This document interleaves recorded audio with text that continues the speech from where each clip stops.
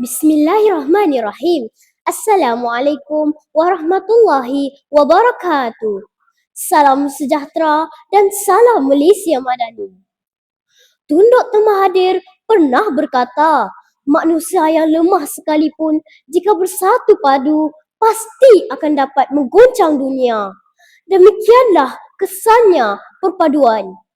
Justru berdirinya saya di sini ingin menyampaikan pidato yang bertajuk Rukun Negara Menyatukan Rakyat Demi Kejayaan Bersama. Sekalum penghargaan saya hulurkan buat saudara pengerusi majlis, barisan hakim yang arif lagi bijaksana. Seterusnya, saudara dan saudari yang diberkati sekalian. Secara umumnya, rukun negara adalah ideologi kebangsaan Malaysia. Rukun negara telah dibentuk pada 31 Ogos 1970 oleh Majlis Gerakan Negara, iaitu setahun selepas berlakunya tragedi 13 Mei 1969 yang menghancurkan perpaduan dan ketenteraman negara. Di bawah rukun negara, rakyat Malaysia berikrar untuk mencapai perpaduan dan kejayaan berdasarkan prinsip-prinsip yang berikut. Kepercayaan kepada Tuhan, kesetiaan kepada raja dan negara, keluhuran perlembagaan, kedaulatan undang-undang serta kesopanan dan kesusilaan. Oleh itu, mauduk pidato pada hari ini menuntut kita memahami dan menghayati rukun negara yang menyatukan semua demi kejayaan rakyat Malaysia. Saudara-saudari sekalian, mauduk pertama, kepercayaan kepada Tuhan membawa kepada kejayaan rakyat. Manusia tidak boleh lari daripada kehidupan ingin bertuhan yang akan menjadikan kehidupan mereka ke arah kebaikan dan kebenaran. Rakyat Malaysia tanpa mengira agama yang meletakkan Tuhan sebagai tonggak teratas boleh dijadikan pendorong perjuangan dan pengorbanan yang tidak terhingga. Lihat saja ketika atlet negara mencapai kemenangan di persada dunia tanpa mengira agama apapun, perkara yang pertama diucapkan sudah tentulah penghargaan dan kesyukuran kepada Tuhan. Selain itu, kepercayaan kepada Tuhan juga boleh dijadikan pendorong untuk mencipta kejayaan yang luar biasa. Saudara dan saudari yang budiman, mauduk kedua, rukun negara menyatukan rakyat melalui perlembagaan.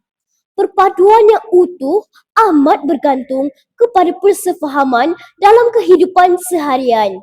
Namun begitu, negara kita yang berbilang kaum menyebabkan wujud perbezaan dari segi bahasa, nilai dan kepentingan. Di bawah keluhuran perlembagaan, rakyat perlu menerima, mematuhi dan mempertahankan keluhuran atau kemuliaan perlembagaan negara sebagai sumber perundangan yang tertinggi. Penetapan bahasa Melayu sebagai bahasa kebangsaan dalam perlembagaan telah berjaya menyatupadukan semua kaum di Malaysia dengan menggalakkan semua urusan dalam bahasa Melayu baik di pejabat kerajaan maupun jual beli di pasar.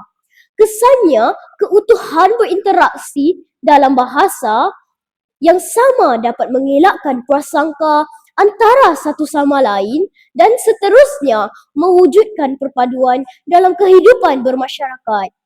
Jelas, bahasa kebangsaan berjaya menyatupadukan rakyat Malaysia.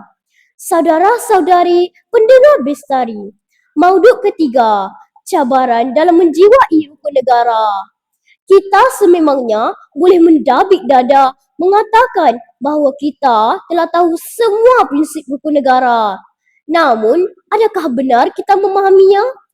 Sejujurnya, kita tidak dapat menafikan bahawa penghayatan rakyat terhadap rukun negara masih lagi dangkal, apatah lagi untuk mengutamakannya.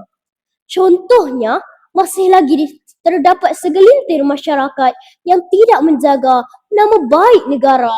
sehingga memburukkan institusi beraja, dan ada juga yang enggan menggunakan bahasa Melayu dalam urusan rasmi kerana menganggapnya bahasa kekampungan.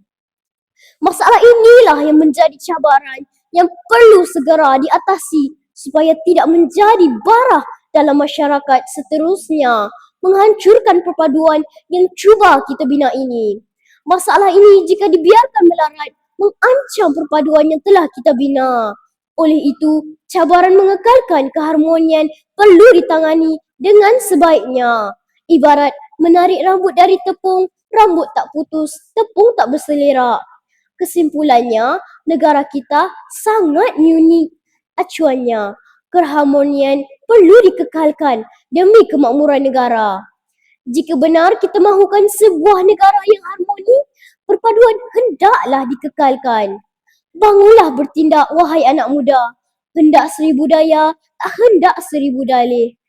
Agar perpaduannya utuh terus menjadi nadi penggerak dalam mengekalkan keharmonian bangsa yang erat. Kerana saya yakin dan percaya rukun negara menyatukan rakyat demi kejayaan bersama. Sekian, terima kasih.